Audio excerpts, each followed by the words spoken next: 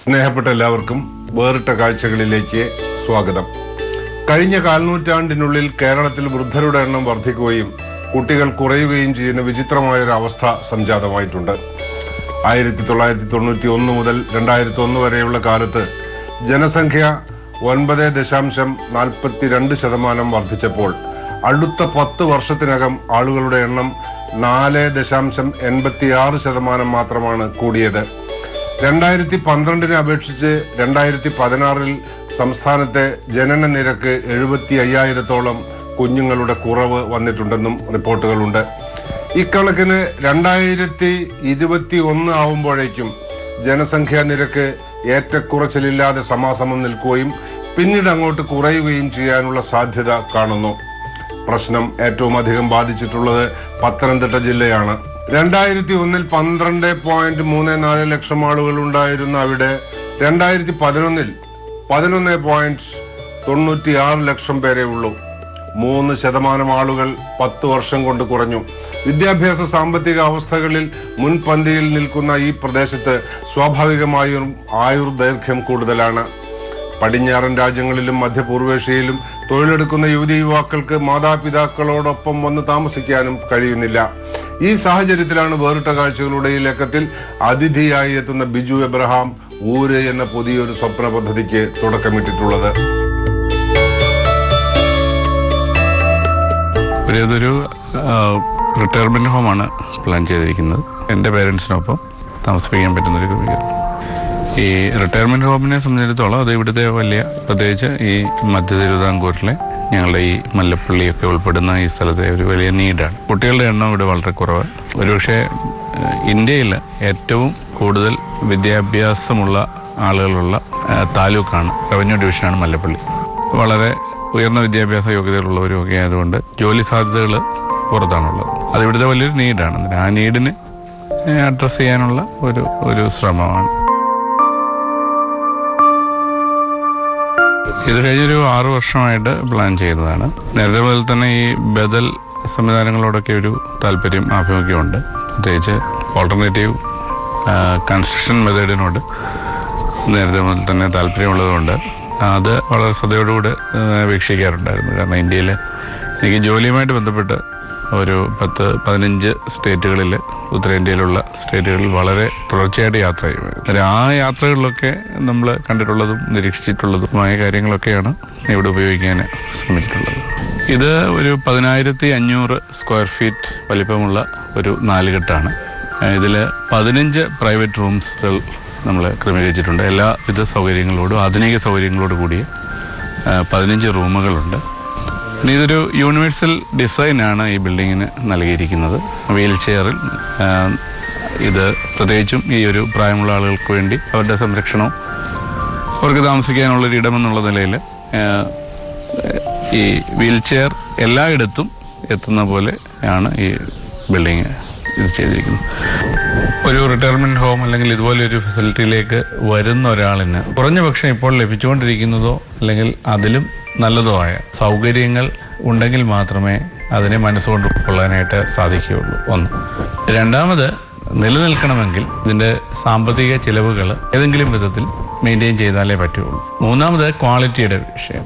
പലപ്പോഴും ചാരിറ്റി എന്ന ഒരു ലെവലിലേക്ക് കാര്യങ്ങൾ നീങ്ങുമ്പോൾ പലപ്പോഴും അവിടെ ക്വാളിറ്റി കുറയുകയും പല ചുരുക്കം ചില കേസുകളിലെങ്കിലും തീരെ ഇല്ലാതാകുകയും ചെയ്യുന്നതായിട്ടൊരു ചുറ്റുപാടുകളുണ്ട്. ക്വാളിറ്റി ലൈഫാണ് അല്ലെങ്കിൽ നമ്മൾ ആഗ്രഹിക്കുന്നതും മുന്നോട്ട് വെക്കാനായിട്ട് ശ്രമിക്കുന്നതും. അപ്പോൾ ഒരു ക്വാളിറ്റി വേണമെന്നുണ്ടെങ്കിൽ അതിനൊരു കോസ്റ്റ് ഉണ്ട്. ആ കോസ്റ്റ് കവർ ചെയ്യപ്പെടണം. നമ്മൾ ഒരു സംഭാവന സ്വീകരിക്കുകയോ ഗ്രാൻഡ് സ്വീകരിക്കുകയോ ഒന്നും ചെയ്യുന്ന ഒരു സ്ഥാപനമല്ല. അതുകൊണ്ട് തന്നെ ഇതിൻ്റെ കോസ്റ്റ് കവർ ചെയ്യപ്പെട്ടാൽ മാത്രമേ നമുക്ക് ഇത് ചെയ്യുവാനായിട്ടാകും. അങ്ങനെയാണ് ഈ പെയ്ഡ് ഹോം എന്ന ഒരു തീരുമാനത്തിലേക്ക് എത്തുന്നത്. പത്തനംതിട്ട ജില്ലയിലെ മല്ലപ്പള്ളിയിൽ പള്ളിക്കപ്പറമ്പിൽ കുര്യൻ മറിയമ്മ ദമ്പതികളുടെ ഈ ഏകമകൻ സമൂഹോന്മുഖമായ സേവന മേഖലകളിൽ കുഞ്ഞുനാളിലെ ആകൃഷ്ടനായിരുന്നു. വ്യഷ്ടിതലത്തിലെ ഓരോ പ്രവൃത്തിയും സമഷ്ടിബദ്ധമായി വ്യാപരിക്കുന്നതിലെ ദാർശനികത തിരിച്ചറിയുന്നതുകൊണ്ട് ബിജു എബ്രഹാമിന്റെ ലക്ഷ്യത്തിൽ പിഴവുകൾ സംഭവിക്കുന്നില്ല. ഇമ്മാനുവേൽ ഹോസ്പിറ്റൽ അസോസിയേഷനു വേണ്ടി ഉത്തരേന്ത്യൻ ഗ്രാമങ്ങളിലെ ദരിദ്ര ജനങ്ങൾക്കിടയിൽ ചെലവഴിച്ച വർഷങ്ങൾ നേടിക്കൊടുത്ത അനുഭവങ്ങൾ തന്റെ വിശ്വാസ പ്രമാണങ്ങളെ ബലപ്പെടുത്താൻ സഹായിച്ചു. അസോസിയേഷന്റെ ഡിസാസ്റ്റർ മാനേജ്മെന്റ് യൂണിറ്റിൽ പ്രവർത്തിച്ചിരുന്നപ്പോൾ ആൻഡമാനിലും കൽപ്പാക്കത്തും അനുഭവപ്പെട്ട സുനാമിയിലും കാശ്മീരിലെ ഭൂകമ്പത്തിലും ബീഹാറിൽ കോശി നദിയിലുണ്ടായ വെള്ളപ്പൊക്കത്തിലും അസമിലെ വംശീയ കലാപത്തിലും നാശനഷ്ടങ്ങൾ നേരിട്ടവരെ സഹായിക്കുന്ന ബൃഹത് പദ്ധതികളിൽ അനുഷ്ഠിച്ച സേവനങ്ങളും ബിജുവിന് കൂടുതൽ കരുത്ത് പകർന്നു കൊടുത്തിട്ടുണ്ട്. ചെറുപ്പത്തിൽ തന്നെ പള്ളിയും മറ്റുമായിട്ട് ബന്ധപ്പെട്ട് ഉണ്ടായിരുന്ന ഒരു ഇൻവോൾവ്മെൻറ്റുകളൊക്കെ ചെയ്യുന്നതിലൊക്കെ എന്തെങ്കിലും സോഷ്യൽ എലിമെൻ്റുള്ള കാര്യം ചെയ്യുക, അല്ലെങ്കിൽ സമൂഹത്തിന് പ്രയോജനപ്പെടുന്ന വിധത്തിലുള്ള കാര്യങ്ങൾ ചെയ്യുവാനായിട്ട് മാക്സിമം ശ്രദ്ധിക്കാറുണ്ട്. എൻ്റെ വൈഫ് ഒരു അധ്യാപികയാണ്, 2 ആൺകുട്ടികളാണ്. അവരും ഈ നന്മകളോട് ചേർന്ന് നിൽക്കാൻ അവരെന്നും ശ്രമിച്ചിട്ടുണ്ട്. This has just been very close to my heart. ഇത് ഫൗണ്ടേഷൻ സ്റ്റോൺ ഇട്ടപ്പം തൊട്ട് ഇതുവരെ every day it's just a part of my life now. And ഇതല്ലാതെ വേറെ എന്ത് ചെയ്യണമെന്ന് ചോദിച്ചാൽ ഓപ്ഷൻസ് കുറേ കാണുമായിരിക്കും, പക്ഷെ ഇത് മതി, ഇത് ധാരാളം എന്ന് തോന്നുന്ന ഒരു ഫീലിംഗ് ആണ് ഇത് എനിക്ക് എപ്പോഴും തരുന്നത്. ഈ പ്രോജക്റ്റിനെ പറ്റി പ്ലാൻ ചെയ്തപ്പോൾ തന്നെ ആദ്യം തന്നെ മനസ്സിലുണ്ടായിരുന്ന ഒരു സ്വപ്നം എന്നത് ഇത് മണ്ണ് എന്ന ഒരു ബേസിക് തീമിനെ ബേസ് ചെയ്തുകൊണ്ട് വേണം ചെയ്യുവാൻ എന്നുള്ളതാണ്. ഇത് ഒരു ചലഞ്ച് തന്നെയാണ്. കാരണം ഇത് ഒരു 24ഓളം ബിൽഡിങ്ങുകൾ പൂർണ്ണമായിട്ട് നിലനിന്നിരുന്ന ബിൽഡിങ്ങുകളാണ് ഇന്ന് ഈ കാണുന്ന വിധത്തിൽ ഇത് രൂപം മാറുന്നത്. ഇത് പൊളിച്ച് വളരെ ശ്രദ്ധയോടുകൂടെ ട്രാൻസ്പോർട്ട് ചെയ്ത് സൈറ്റിലെത്തിക്കുക.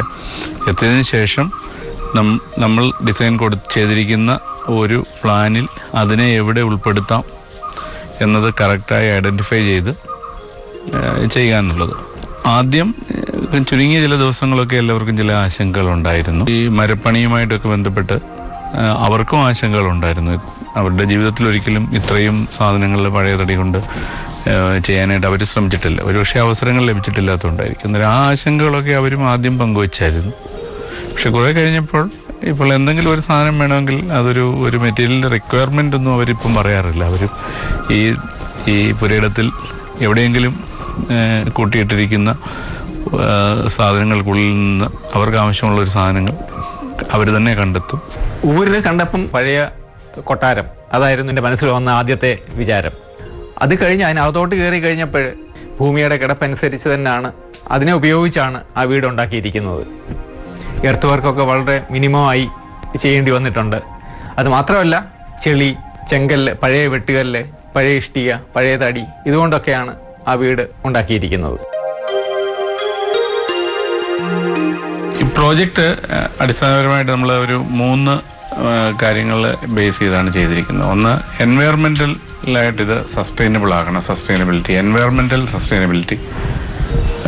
2, സോഷ്യൽ സസ്റ്റൈനബിലിറ്റി. 3, financial sustainability. പരിസ്ഥിതിയെ മുറിവേൽപ്പിക്കുന്ന അല്ലെങ്കിൽ തടസ്സപ്പെടുത്തുന്ന ഒരു കാര്യങ്ങളും നമ്മൾ ചെയ്യാനായിട്ട് ഇവിടെ ശ്രമിച്ചിട്ടില്ല. ഈ പ്രോജക്റ്റ് ഒരു സോഷ്യൽ ഇഷ്യൂവിനെ അഡ്രസ്സ് ചെയ്യാനായിട്ട് പ്ലാൻ ചെയ്തു എന്നുള്ളത് ഒരു സത്യം. മെറ്റീരിയലിൻ്റെ കോസ്റ്റ് വളരെ തുച്ഛമായി, അല്ലെങ്കിൽ വളരെ ഈ പഴയ ബിൽഡിങ്ങുകൾ എടുക്കുമ്പോൾ വളരെ കുറഞ്ഞ വിലയ്ക്ക് നമുക്ക് മെറ്റീരിയൽ കിട്ടുന്നുണ്ട്. അതുകൊണ്ട് ഇവിടെ തൊഴിൽ ദിനങ്ങളുടെ എണ്ണം വർദ്ധിക്കുകയാണ്. കാരണം ഈ കഴിഞ്ഞ 2 വർഷമായിട്ട് ഒട്ടേറെ ആളുകൾക്ക് തൊഴിൽ നൽകാനുള്ളൊരു സാഹചര്യം ഉണ്ടായി. അങ്ങനെ ഈ നിർമ്മാണത്തിലും ഒരു സോഷ്യൽ സസ്റ്റൈനബിളായിട്ടുള്ള ഒരു കാര്യത്തിന് വേണ്ടി പ്രവർത്തിക്കാൻ ഊരിന് കഴിഞ്ഞിട്ടുണ്ട്. തീർച്ചയായിട്ടും ഇത് ഫിനാൻഷ്യലി സസ്റ്റൈനബിളാണ്. ഇതിൻ്റെ കോസ്റ്റിനെ പറ്റി പറയുകയാണെങ്കിൽ 1400 രൂപയോളം മാത്രമാണ് ഇതിന് ഒരു സ്ക്വയർ ഫീറ്റിന് ഇത് പൂർത്തിയായപ്പോൾ ചിലവായിരിക്കുന്നു. ഒരു 40% കോസ്റ്റ് ഏറ്റവും കുറഞ്ഞത് സേവ് ചെയ്യാനായിട്ട് ഈ ഒരു എക്സസൈസ് കൊണ്ട് കഴിഞ്ഞിട്ടുണ്ട്. ഇതിൻ്റെ ഡിസൈൻ ചെയ്തിരിക്കുന്നത് ലോറി ബക്കറിൻ്റെ വളരെ അടുത്ത ക്ലോസ് അസോസിയേറ്റ് ആയിട്ട് ഉണ്ടായിരുന്ന R.D. പത്മകുമാർ സാറാണ് എൻ്റെ മനസ്സിലുള്ള ആശയത്തെ അദ്ദേഹത്തോട് പറഞ്ഞപ്പോൾ ഞാൻ പ്രതീക്ഷിച്ചതിലേറെ ഭംഗിയായി വരകളിൽ എഴുതാൻ അദ്ദേഹത്തിന് കഴിഞ്ഞു. Centre of science and technology for rural development, Costford എന്ന സ്ഥാപനമാണ് ഇതിൻ്റെ കൺസൾട്ടൻറ്റ്. ഇത്തരം ഒരു നിർമ്മാണ രീതിയിൽ തൊഴിൽ ദിനങ്ങൾ കൂടും, അതേസമയം ഉപയോഗിക്കുന്ന മെറ്റീരിയൽസ് കുറയും, മെറ്റീരിയൽസിൻ്റെ ഉപയോഗം കുറയും. പ്രത്യേകിച്ച് എനർജി വേസ്റ്റിംഗ് ആയിട്ടുള്ള മെറ്റീരിയൽസിൻ്റെ ഉപയോഗമാണ് കുറയുക. മറ്റ് മണ്ണ്, ഓട, ഇഷ്ടിക അത്തരം മെറ്റീരിയൽസിൻ്റെ ഉപയോഗം കൂടുമെങ്കിലും അതേസമയം സിമൻറ്റ്, കോൺക്രീറ്റ്, സ്റ്റീല് അതൊക്കെ കുറയും. അതതിൻ്റെ ഒരു പ്രത്യേകത. പഴയ സാധനങ്ങൾ റീസൈക്കിൾ ചെയ്യുമ്പോൾ നമുക്ക് ഒരുപാട് ബുദ്ധിമുട്ടുകളുണ്ട്. ആ ബുദ്ധിമുട്ടുകൾ എല്ലാവരും എൻജോയ് ചെയ്തുകൊണ്ട് തന്നെയാണ് ഇവിടെ നിർമ്മാണം ചെയ്തത്. മണ്ണും മനുഷ്യനും തമ്മിലുള്ള ബന്ധത്തിൽ വീണ വിള്ളലുകൾ അടച്ച് അതിനെ കൂടുതൽ ദൃഢവും സജീവവുമാക്കി എടുക്കാനാണ് ഊര് എന്ന ആശയത്തിലൂടെ ബിജു ആവശ്യപ്പെടുന്നത്. കൃത്രിമ രാസമിശ്രിതമായ സിമന്റ് വ്യാപകമായി ഉപയോഗിക്കപ്പെടാൻ തുടങ്ങുന്നതിന് മുൻപ്, അതായത് 20-ാം നൂറ്റാണ്ട് വരെ മനുഷ്യൻ മണ്ണുകൊണ്ട് പാർപ്പിടങ്ങൾ പണിത് സഹസ്രാബ്ദങ്ങൾ ജീവിച്ചുവെങ്കിൽ അതേ മണ്ണ് വീണ്ടും ഉപയോഗിച്ച് ഭൂമിയെ ഇനിയും വേദനിപ്പിക്കുന്നത് ഒഴിവാക്കാമല്ലോ എന്നാണ് ചോദിക്കുന്നത്.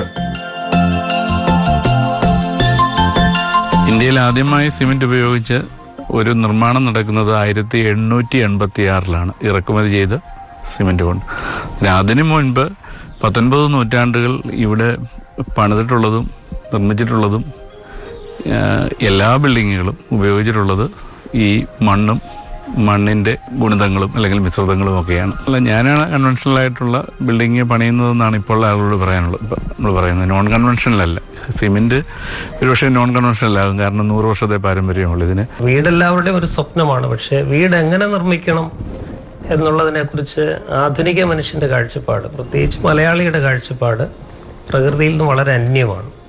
കോൺക്രീറ്റ് സൗധങ്ങൾ ആഡംബര കാഴ്ചകളായി ഉണ്ടാക്കുക എന്നുള്ളത് മത്സരബുദ്ധിയ മലയാളിക്കൊരു ഭ്രമമായിരിക്കുന്ന ഒരു കാലത്താണ് മല്ലപ്പള്ളിയിലെ ഊര് വ്യത്യസ്തമായ ഒരു കാഴ്ചപ്പാടും സന്ദേശവും നൽകുന്നത്. പ്രകൃതിപരമായി പ്രകൃതിയുടെ സന്തുലിതാവസ്ഥ നിലനിർത്തുന്ന തരത്തിൽ എങ്ങനെ ജീവിക്കാൻ ആവശ്യമായ വീടുകൾ നിർമ്മിക്കാം എന്നുള്ളതിൻ്റെ ഉദാത്തമായ ഉത്തമമായ ഒരു മാതൃകയാണത്.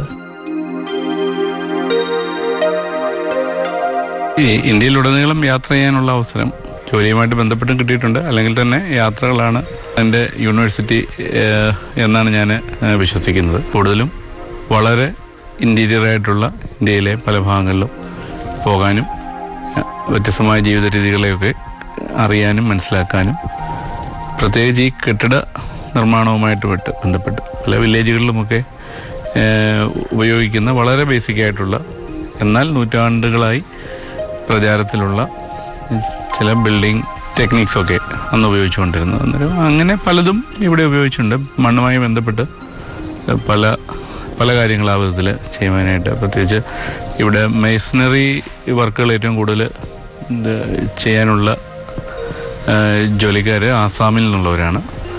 അവരുടെ നാട്ടിൽ വില്ലേജുകളിലൊക്കെ ഉപയോഗിച്ചിട്ടുണ്ടിരുന്ന ചില മെത്തേഡ്സൊക്കെ അവർ പറഞ്ഞതുപോലെ നമ്മൾ ഇവിടെ ഉപയോഗിക്കാനായിട്ട് ശ്രമിച്ചിട്ടുണ്ട്. ഡൽഹിയിലൊക്കെയും മർത്തോമാ സഭയുടെ ഭാഗമായിട്ട് ഈ ഒരു സ്ഥാപനം നടത്തി ഇതിനെപ്പറ്റി നല്ല പരിചയമുണ്ട്.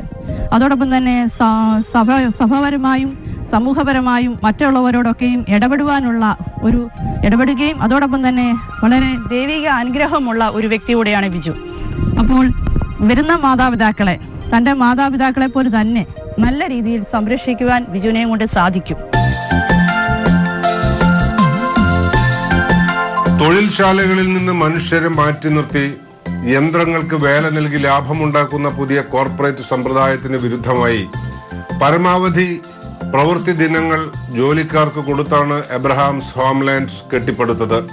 കുളങ്ങളും മറ്റു ജലസ്രോതസ്സുകളും തൂർത്ത് പരിസ്ഥിതിയുടെ സന്തുലിതാവസ്ഥ തകർക്കാൻ ഉപയോഗിക്കുമായിരുന്ന പഴയ കെട്ടിടങ്ങളുടെ അവശിഷ്ടങ്ങളാണ് ഊരിന്റെ നിർമ്മിതിക്കായി ഉപയോഗപ്പെടുത്തിയത്.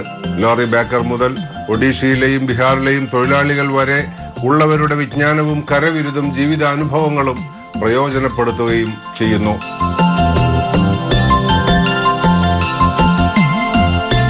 പ്രകൃതിയെ അല്പം പോലും ബുദ്ധിമുട്ടിപ്പിക്കാതെ എന്തെങ്കിലും ചെയ്യണം എന്നൊരു താല്പര്യം. രണ്ടാമത് അവൈലബിളായിട്ടുള്ള റിസോഴ്സ് കൊണ്ട്, ഫിനാൻഷ്യൽ റിസോഴ്സ് കൊണ്ട് തന്നെ ഈ കാര്യങ്ങൾ ചെയ്യണം എന്നൊരു നിർബന്ധം. അങ്ങനെയാണ് അവസാനം ഈ ഒരു പഴയ സാധനങ്ങൾ എന്തുകൊണ്ട് ഉപയോഗിച്ചുകൂടാ എന്ന ഒരു ആശയത്തിലേക്ക് വന്നത്. ആദ്യം ഇവിടെ അടുത്ത് തന്നെ ഒരു വീട് കിട്ടിയ, ഒരു 2500 സ്ക്വയർ ഫീറ്റോളം വലിപ്പമുള്ള 83 വർഷം പഴക്കമുള്ള ഒരു വീടാണ് ആദ്യം ലഭിച്ചത്. അത് പൊളിച്ചുകൊണ്ട് തുടങ്ങിയതാണ്. ഇപ്പോൾ നമ്മൾ 24ഓളം ബിൽഡിങ്ങുകൾ ഇതിൻ്റെ ആവശ്യത്തിനായിട്ട് ഇതിനോടകം ഉപയോഗിച്ചിട്ടുണ്ട്.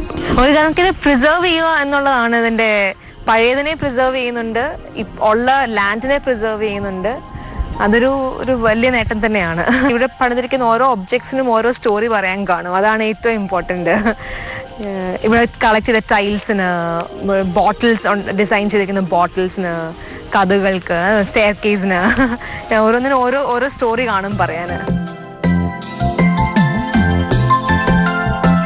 ഒട്ടേറെ തൊഴിലവസരങ്ങൾ ഉണ്ടാക്കാനായിട്ട് അതിലൊരു സന്തോഷമാണ് കണ്ടെത്താൻ ഞാൻ ശ്രമിക്കുന്നത്. കാരണം ഇതിനെ പണികൂലി കൂടുതലായല്ലോ എന്ന് കാണുന്നതിന് പകരം മെറ്റീരിയൽ വളരെ തുച്ഛമായ വിലയിൽ സംഘടിപ്പിച്ചതിന് ശേഷം, അല്ലെങ്കിൽ ഇവിടെ സൈറ്റിലെത്തിച്ചതിന് ശേഷം കുറേ അധികം ആളുകൾക്ക് കുറേ ദിനം തൊഴിൽ നൽകുന്ന നിലയിലേക്ക് ചെയ്തു എന്നത് ഈ പ്രോജക്റ്റിനെ സംബന്ധിച്ചുള്ള ഒരു വലിയ വിജയമായിട്ടാണ് ഞാൻ കാണുന്നത്. ഇത് വേറൊരു തൊഴിൽ സംസ്കാരം കൂടെ ഇതിനോടൊപ്പം, അല്ലെങ്കിൽ ഈ കെട്ടിട നിർമ്മാണവുമായി ബന്ധപ്പെട്ട ഒരു പുതിയ സംസ്കാരം തന്നെ ഉണ്ടായി വരണമെന്നൊരു താല്പര്യമാണ്. അന്യസംസ്ഥാന തൊഴിലാളികളെ എല്ലാവരും ഭായി എന്ന് മാത്രമാണ് കേരളത്തിൽ എല്ലാവരും വിളിക്കുന്നത്. അന്നേരം ആദ്യം വളരെ നിർബന്ധമായി തന്നെ ഇവിടെ ആരെയും ഭായി എന്ന് വിളിക്കാനായിട്ട് ഞാൻ അനുവദിച്ചിട്ടില്ല. കാരണം എല്ലാവർക്കും ഒരു പേരുണ്ട്. അവർ ആ പേര് മാത്രം പറഞ്ഞാണ് ഇവിടെ ഈ 15 വർഷമായതിനു ശേഷവും അവരുടെ പേര് അവർ ആദ്യമായിട്ട് വിളി കേൾക്കുന്നത്. അതിന് അത്തരം കാര്യങ്ങളിലൊക്കെ, ചെറിയ കാര്യങ്ങളിലൊക്കെ വളരെ സൂക്ഷ്മത കാണിക്കാനായിട്ട് ശ്രമിച്ചിട്ടുണ്ട്. വർഷങ്ങൾ 1000, 2000, 500, 100 വർഷങ്ങൾക്ക് മുൻപുള്ള സാധനങ്ങളൊക്കെ തേടി പിടിച്ചെടുത്തുകൊണ്ട് വന്ന് ഇത്ര മനോഹരമായിട്ട് ഇപ്പോഴത്തെ ആധുനിക രീതിയിലുള്ള ടൈൽസും മറ്റ് ആധുനിക സാമഗ്രികളൊന്നും ഉപയോഗിക്കാതെ പഴയ വസ്തുക്കൾ കൊണ്ട് ഇത്രയും മനോഹരമായിട്ട് തീർത്തത് അങ്ങേയറ്റം എബ്രഹാമിനെ ഞാൻ അപ്രീഷിയേറ്റ് ചെയ്യുന്നു. സമൂഹത്തിൽ പ്രായമേറിയവർ കൂടി വരികയും കുട്ടികൾ കുറഞ്ഞു വരികയും ചെയ്യുന്ന വർത്തമാനകാലത്ത് മുതിർന്ന പൗരന്മാരെ ഒറ്റപ്പെടുത്താതെ പുനരധിവസിപ്പിക്കുക എന്നത് തീർച്ചയായും വലിയ വെല്ലുവിളിയായി തീർന്നിട്ടുണ്ട്. ബിജു എബ്രഹാമിന്റെ സംരംഭത്തിൽ നിന്ന് പാഠങ്ങൾ ഉൾക്കൊണ്ട് രാജ്യത്തിന്റെ മറ്റു ഭാഗങ്ങളിലും പുതിയ ഊരുകൾ വികസിപ്പിച്ചെടുക്കാവുന്നതാണ്.